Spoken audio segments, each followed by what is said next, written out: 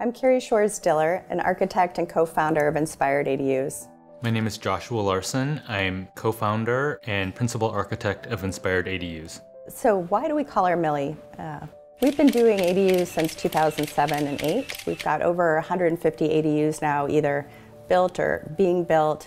And we felt like we had a really good set of data from real clients to help generate a modular home.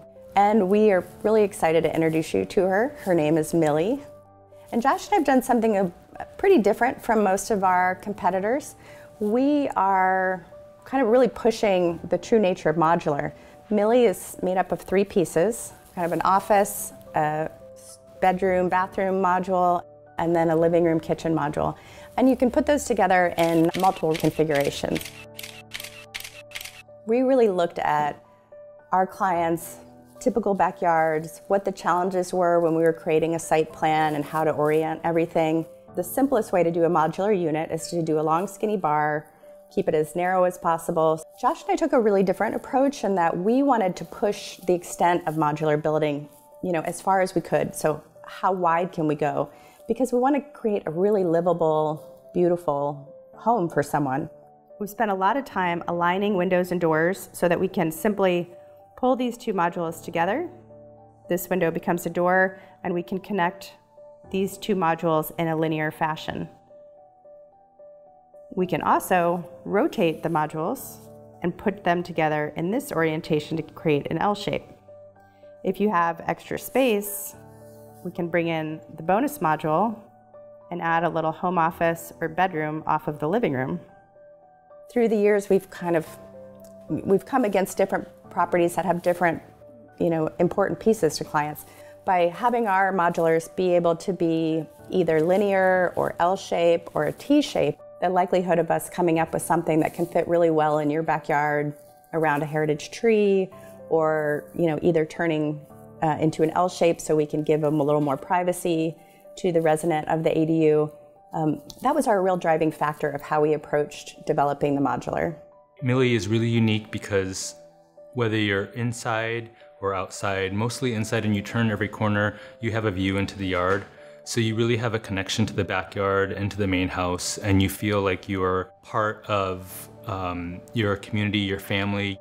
What we're hoping to do is kind of make really wonderfully livable units that work for a lot of varying sites. We also have to remember that there's a main house to consider. Typically, this main house has had this whole backyard to itself, so we really want to be mindful about how we orient Millie in the backyard. And there's a couple different things we like to talk about with clients. So Millie can be put together in a bar or an L-shaped configuration. As you see me moving Millie around, you can start to see that the bar shape gets really close to the main house. And then there's kind of a battle for the yard. So is the cottage getting this entire yard and that main house is just getting this space? So one of our favorite configurations, and probably the thing we do most with our clients, is L-shape ADUs. So Millie can be rotated and created as an L shape. So when we look at the yard in this situation, we really are creating more of a community space between the 2. The other scenario is to turn the cottage away from the main house. This creates a private courtyard. The ADU itself begins to block this outdoor space, so the ADU gets this yard with some inherent privacy already designed in, and then the main house gets a little bit more privacy. So it's not staring at the French doors or the bigger spaces on Millie. It's really looking at the backside. And you can continue to explore this by rotating Millie another 90 degrees. And when you do have that extra space, that's where we can begin to come in with that extra bonus room and add that onto her configuration. This configuration can also be great if you're working around a heritage tree or an element on the lot that's really important to preserve. This gives us more flexibility with where the cottage can kind of slide in and occupy space. We can also look at the T-shape in this scenario, putting that extra bonus room off of the living room, which can be a home office, could be a kid's bedroom. Again, It begins to articulate and add some visual interest to the backside of what the main house is looking at, but creates this private court for the ADU. If we're going to go to all this effort to put a backyard cottage in your yard, to us it feels like a real shortcoming if it's not something that could then evolve with your family and be used for multiple occupants. By going with a wider floor plan, we've got wider doorways, we've got wider, bigger bathrooms, so that we're really creating housing that is about inclusion and multiple purpose use. So our bonus module can be built solo. This module is less than 120 square feet, so simply, without these other two, you could just get Millie's bonus room.